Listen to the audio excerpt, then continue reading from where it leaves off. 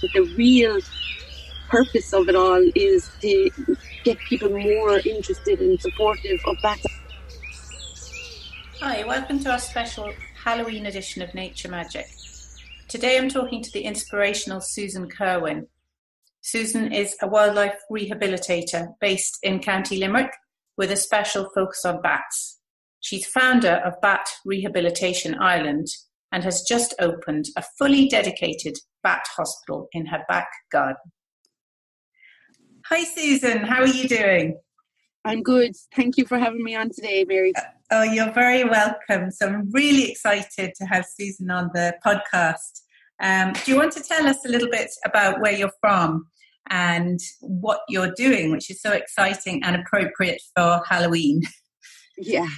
All right. Well, I'm from Limerick City, but I live in County Limerick, and I'm a wildlife rehabilitator, and I'm focused on bats.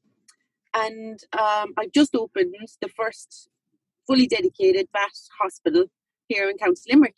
So it's been very busy over the last year. The hospital itself has just opened about a month, but over the last year, I joined together with Wildlife Rehabilitation Ireland, and they put my name up on their page as a licensed bat rehabilitator.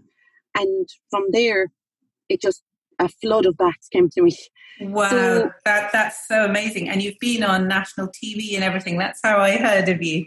So your story is just phenomenal, really.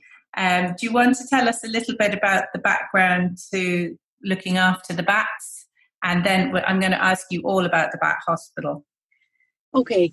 So back when I was 27, 2007, 2008, I was diagnosed with cervical cancer.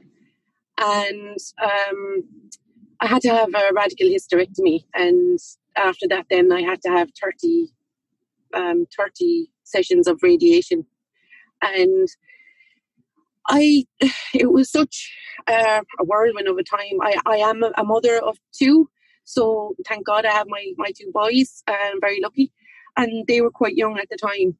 And it was a very frightening time. It was a very frightening time because I think anybody that's gone through cancer knows that how emotional it is. You try to hide your emotions and you try to focus on the positive and you try to be strong for everybody. But you do find that there's very personal moments where you find a loved one is just looking at you in the middle of, a normal day, and then you catch them, or you're doing the same thing. And it's always, people don't want to talk about it, but it's just not knowing what's going to happen and, what you're going to lose. So yeah, very, very tough. I mean, just giving me shivers, really. A very, very tough journey, yeah. It's a tough journey, but, I suppose, look, I feel blessed that, and I'm sure there's plenty of parents out there that were in my situation, and I feel blessed every day that it was me and not one of my children. Because as a parent, we're strong for them, but it's very hard to be strong when you're watching them. So in that respect, I feel very blessed every day.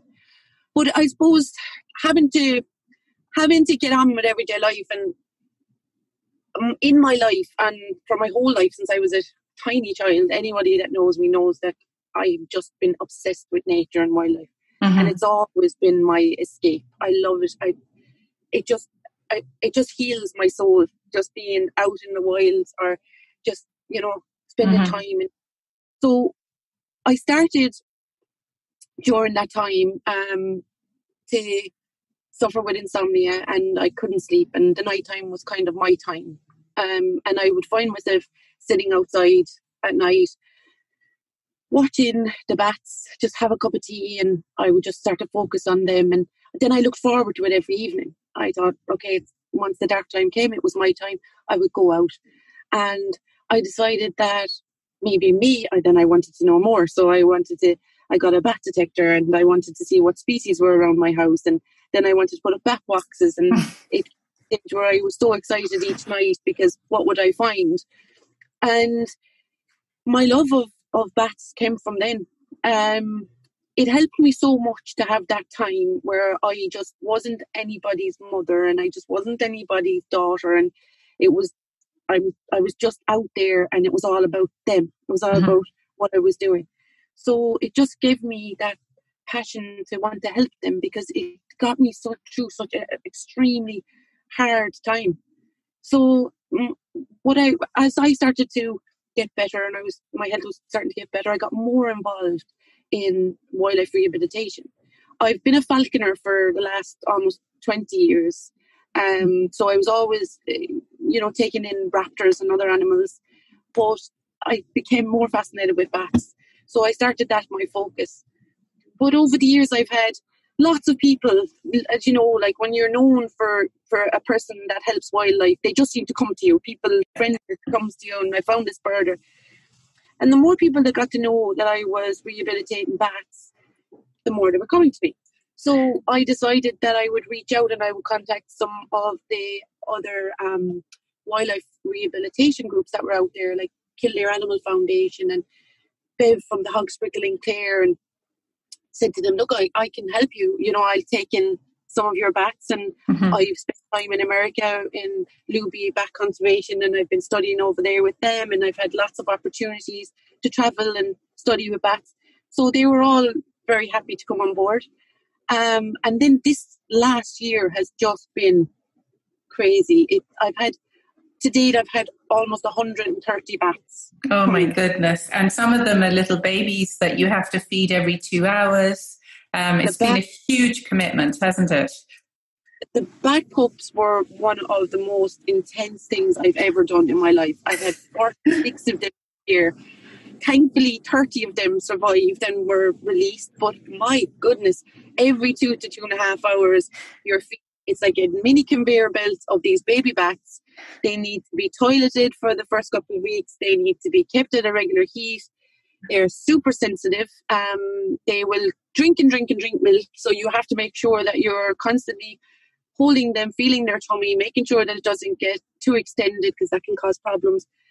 I am so lucky and blessed that my family are so supportive. And I have 2 sons, 24 and 22, who also love wildlife and animals, and my partner Tommy, who's amazing. And otherwise I wouldn't have been able to do anything.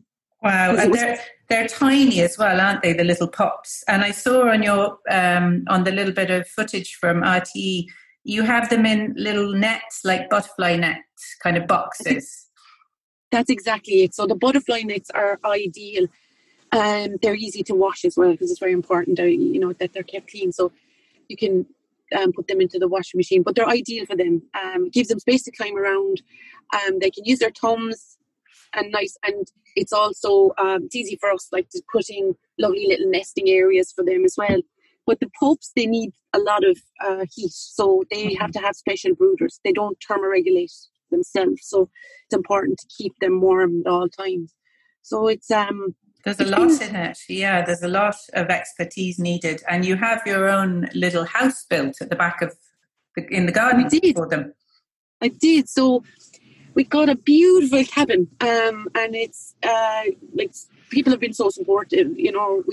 My family, my nephew Damien, who's he's just so good. They all came and helped to paint it, and people gave us, like, the kitchen that went in. The lady gave it to us so cheap, and everyone has been so nice. They really have been so nice. But it's beautiful, and it has everything that I need in it to take care of them, and all of my equipment and everything was donated. Like, we had microscope donated and brooders, so it's amazing. People are just so supportive, and it was something that I was really worried about, because obviously in the situation that we're in and all the misinformation that's out there about bats and surrounding bats, I thought, am I going to deal with a lot of backlash for this, or people? But no, I think being in the first lockdown, people were, they wanted to know more, so they were studying it, and they were, they came to their own conclusions that the bats, they're not the villains here. We need to stop cutting down our wild places and just putting these animals under pressure. And, if we don't, these things are going to continue to happen. So it's not the animals' fault. And I suppose I've had lots of people contact me to ask me questions about are they in danger because they have bats roosting in their homes or in their sheds? And I've always tried to comfort them and say that we've lived alongside them our whole lives, our entire lives. These little animals have been there, and the benefit of having them there is huge. So and people, I think when you explain to them like that, they were happy. They were very happy. Yeah, it's such a wonderful story, and to get a bit of good press for the bats, who the poor old fruit bat was blamed for the coronavirus, so we still don't know if that's where it came from. Exactly. And now in Ireland, we're just going into lockdown again tomorrow evening, just before the Halloween bank holiday. So people really have become interested in nature, and it's wonderful to hear such a positive story and such good press for the bats. And you were saying on the TV about they control the insects and they eat so many insects. And do you want to tell us a little bit about the species that are around Ireland, or what were the first species that you noticed in your back garden? So the first species that I noticed in my back garden would be the pipistrelle, and that's the one that we would all have living around our houses.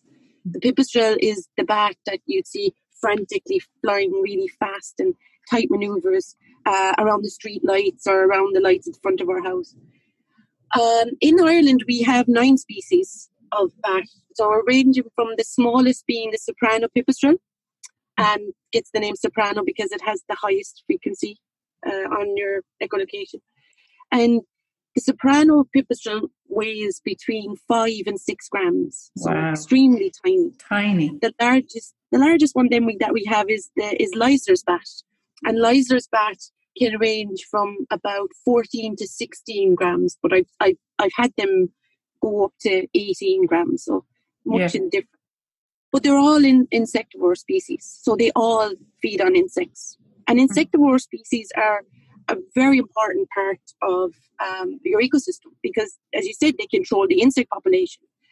And this saves the farming communities billions of euro every year all over the world because it reduces the amount of pesticides that need to be used when they're growing their crops. And this also means that there's less chemicals going into our food chain. Yeah, so we really should be protecting the bats and investing in the bats rather than being slightly afraid of them just because they're in the nighttime and we don't hang out with them that much. So people aren't really familiar with them. Do you want to tell us about the bat detector and how you determine which species it is from the detector?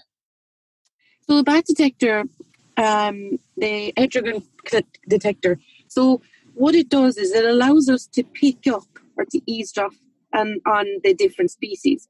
Each species echolocates at a different level. So you could start down low, like 18 to 20 on your bat detector would be the Leisler's bat, whereas up the highest then going up to 115 to 120 would be the lesser horseshoe bat. If you're really interested in getting involved in bat conservation or just something that you want to enjoy in your own garden, you can pick up a bat detector. You can buy them online. You can get reasonable ones. You don't have to go for the most expensive type. They're really for people that are getting more involved in surveys. And when you buy your bat detector, you can go online and you'll be able to find a list that will give you all of the frequencies and tell you exactly what you do. And it's a great way to spend time with your family as well. Kids love it. Yeah. Kids absolutely adore it. Yeah, we got the bat detector a few years ago and it is really easy. I literally just stepped outside the back door and turned it on, and the next thing, I don't know if does it attract bats, because there was suddenly about 50 bats around me. But it was pipistrelle, and it's so easy. You just turn it on and then see which frequency it is, and that's the particular bat. So really handy. Yeah, they're great. Yeah. And I think you've probably answered the question, do you feel spiritually connected to nature? But is there any special experience you'd like to talk about? Well, I do. I really do feel very connected to nature, and I always have done. I worked with birds of prey. I mentioned I've been a falcon for many, many years. And I worked and trained eagles for display purpose as well. Wow. One of the most spiritual, I think, connections that I've ever had was with an injured bird of prey that came in. It was a buzzard, and the buzzard came in that had a broken wing, and it had a broken wing, and it had what's called canker, which is an infection in the mouth and goes down into the throat. It was very young, and it was close to starvation, and we brought it to the vet, and the vet didn't have much hope for it. But we were determined that we were going to bring him home and give him a chance, you know. Mm-hmm. And it took weeks and weeks for this bird, hand feeding, force feeding him. And my sons were involved in it as well. And I just remember spending time with the bird. We'd sit there at night just hoping that he would be okay. And it gave me a different perspective on raptors, because I have worked with raptors my whole life. I've always felt a connection to it. But as he started to recover, and when we brought him back to be released, I always just remember that feeling of how calm he was when we took him out of the carrier, and just that beautiful feeling to see him in the sky free. Wow. It was just a lovely experience for us, you know. So I really do. I feel a great connection to raptors. Yeah, that's a beautiful story. And I know there are buzzards in Ireland, but actually lately we have been able to take a picture of one sitting in our field, which, I mean, they may have been here before, but we hadn't noticed them. And a couple of other people have said that they've seen the buzzard in Kilcolligan and around here. So are they common, or are they getting more popular? They've made an amazing return. So the buzzard in the last 15, 20 years can now be found in every county in Ireland. Whereas they were mostly found up around parts of the north and then coming down into Dublin. So they've made a huge comeback. Yeah, because they haven't really been seen around here, or else we haven't noticed them before, and all of a sudden there's loads of sightings. So that's very good news. Yeah, and the buzzard is a great bird to have around because it feeds on carrion. So it hunts itself. So it will take small mammals and birds, but it also does feed on carrion. So it has another purpose, and that's make sure that keep clean. Cleaning up the roads. Yeah. So well, you've a wonderful story, and I know you're a nature lover. So did you think about any actions that you'd like to suggest to people that they could do to support nature, or maybe something they could do during the lockdown that might be good? Well, coming into the winter now, we'll still need to support the wildlife, especially the birds. I mean, the birds, they're going to need to have feeders out there, and they're going to have water out there too. But also to think about coming into the spring again, and maybe in your garden, just leaving a wild area. People often ask me, how can they encourage bats into their garden? But the secret to encourage bats into your garden is to encourage insect life into your garden, because that's what they feed on. Mm-hmm. And by leaving a wild area, you're providing the wildflowers that the moths, the butterflies will come in, the insects are going to come in. By having like a small pond, even just a small wet area, it's a habitat for insects to come in and breed in, which again is going to draw the bats in. So that's a nice, just to plan out parts of your garden. Starting a little bug hotel is another good one to start, you know. And they're all very important. And you'll be very surprised what will appear in your garden once you start encouraging nature in. Oh, that's a lovely idea. We have lots of bats here. I think they're mostly pipistrelle, but with the GLAS project, it's one of the farm supports, GLAS. About 5 years ago, we had to put up 5 bat boxes. And I kind of ignored them because I thought, well, the bats are living here anyway. They know they're not going to move into the boxes. But they actually have. I was looking at a couple of them the other day, and there's definitely signs that they've been in there. So I'm not sure, do you recommend putting up bat boxes? Definitely. It's a great way to support the bats.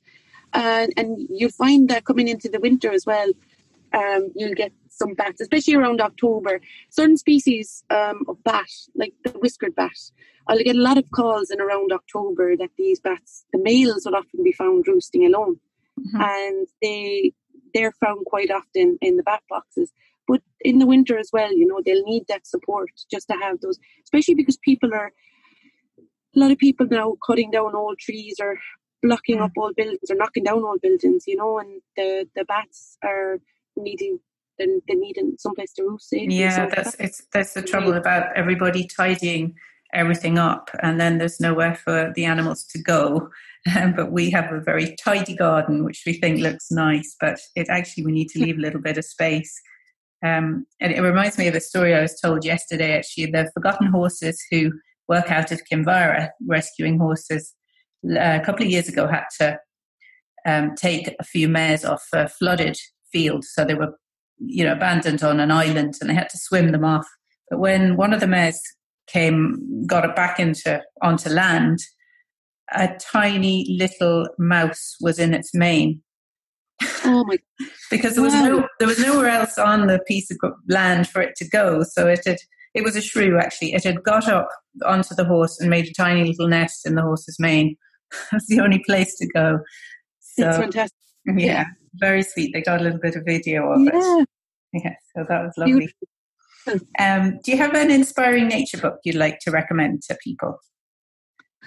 Well, I suppose this is a special book to me. Would have been a book called Ireland's Wild Countryside by Eamonn de Buitlear. Okay. And this book, when I was very young, I remember well before this book was even published, my parents taking me, I must have been about 6 or 7, to O'Donoghue's Bar in Finor during the day, because Eamonn de Buitlear had made a short film about the Burren, and they were going to show it there, and he was going to ask some questions. And me being a nature lover, I was really, really, even at that age, so excited to go and watch this film. So I just remember listening to him speak and talking about the landscape and how diverse it was in the Burren, and the unique wildflowers that grow in the cracks in limestone, and the seabirds along the cliffs, and just being in awe and just thinking, I want to do what this man does. This is what I want to do when I'm older. I remember asking him loads of questions. I'd say he was probably thinking, who has this child at the front of the hall? But, and then I remember it must have been 12 or 13 at the time, that it was included in my Christmas presents, the book. And the book itself was all about the different landscape and how diverse it is across Ireland, and how it's unique in every corner. So we have like the limestone of the Burren, and then like the lakes of Killarney and the lush forests, and then how barren Connemara is up in the mountains. And it's just a book that always stuck with me, because it was something that I had under my bed, and I'd often read it and look at the picture, and just I loved it. So it's a beautiful book. Beautiful book. That's a brilliant one to recommend, and it's lovely to have met such a wonderful role model as well when you were that age. That was very special. Yeah. Very special. Very special. And if you had a magic wand and you could do something for the planet, what would you do, Susan? I would stop intensive farming. That was what I would do. Intensive farming. I think we wouldn't be in the situation that we are today if it wasn't, just cutting down all of these wild areas for producing food that is going to the wrong places and the wrong people. And, I think we need to live more locally and sustainably. And, I think by helping and supporting local farmers and living with the season, eating with the seasons, I think we'd just be much more healthy, living from the local ground. I think, it would be to stop just this like over farming and over consumption. I totally agree, Susan. I really do. I even sent an email today to one of the European ministers about the Common Agricultural Policy. They're voting on it. And really, farmers would be happy to be paid to look after nature. So just pay them to do that. Stop paying them to overproduce, because they don't care as long as they have a living and they can survive. They'll be happy. They're doing something that they love. They're doing something that they love. For most, it's in their blood, so they wouldn't know what else to do. So I think by just supporting Ireland and supporting what we produce, is going to, it'll change the way that we live. But it's also, people talk about protecting nature and protecting animals so that the future generations can see these beautiful creatures, but you need to support them because they're an important part of the ecosystem. It doesn't work without them. So it's not just so people can be in awe when they see them in years to come. It's knowing that what function they have and how, it doesn't work without them. So that's why we should be protecting them. Yeah, and we're protecting ourselves as humans by doing that. Ourselves. Yeah, that's what people don't really get yet. No. Some people do. Look, Susan, thank you so much. I know you had to drive out because we've got lockdown looming now, and you had to go and find a hotspot. So thank you so much for taking the interview. I was so excited when I saw you on the TV with your Bat Hospital. It's so inspiring and a wonderful story. So well done. Thank you so much for doing that for the bats. Thank you so much for having me and giving me an opportunity to talk about it. I think it's just amazing because by my own story, I have managed to catch interest in people, and the real purpose of it all is to get people more interested and supportive of bats, and that's what it's doing. So it is. So it's wonderful. I couldn't have asked for more positive feedback, and I thank you again for asking me to come on. Oh, you're so welcome. We do little quizzes every year at Halloween and Christmas, or nature quizzes for the kids to go around and find the answer. And we've done the bat quiz a couple of times at Halloween. But the bat quiz is always great because there's so many interesting facts about bats. Really, they're very interesting. So, and it's Halloween now, so very suitable subject to talk about. But I really just wanted to say well done with the Bat Hospital. It's a brilliant project, and hopefully everybody. Do you want to tell everybody how they can connect with the Bat Rehabilitation and where they can find you or support you? So, you can find us on Facebook. It's Bat Rehabilitation Ireland. If you have a question about a bat, if you are concerned about bats that are living around your house, I'm always here to answer any questions or point you in the right direction of who can help you. And definitely, if you have an injured bat or you find one, please contact me. I'd be so happy if you did. But yeah, we're always there. I'm always there. Any questions at all, I'll answer them. So you can message me there. Brilliant. I'll put the links in the show notes as well. And hopefully when the 6 weeks of lockdown is over, you might come over towards Kinvara and have a cup of coffee. I would love to. A distanced cup of coffee. Yeah, I'm definitely going to do that. 100%. Yeah. Well, good luck with the lockdown and with the bats. And thanks so much for talking to everybody today, Susan. Thank you, and stay safe. And you. Thank you for listening to Nature Magic. It's exciting to see the listenership grow. This month, the podcast listed in the charts in Australia for the first time. Please check out the show notes to see how you can contact the wonderful Susan Kerwin and find out more about the Bat Hospital. Burren Nature Sanctuary is now closed because of the COVID-19 second lockdown in Ireland, which starts tomorrow, Wednesday, the 21st of October 2020. In other news, our grant application to Portrait Island is now available to view. Check out our Facebook and Instagram for the link. All feedback is welcome. The large project, Island Eden, a home for Ireland's native biodiversity, reached stage 3 of the Platforms for Growth Grant Fund for innovative tourism proposals. It includes a complete revamp of Burren Nature Sanctuary that will transform it into a beautiful state-of-the-art nature centre with 3 exhibit domes to house a native collection and inspire people to conserve our biodiversity. We still need match funding of 25%, so if anyone has contacts that might be interested, please send them our way. And keep our online shop in mind for your gift buying this Christmas. Thank you very much.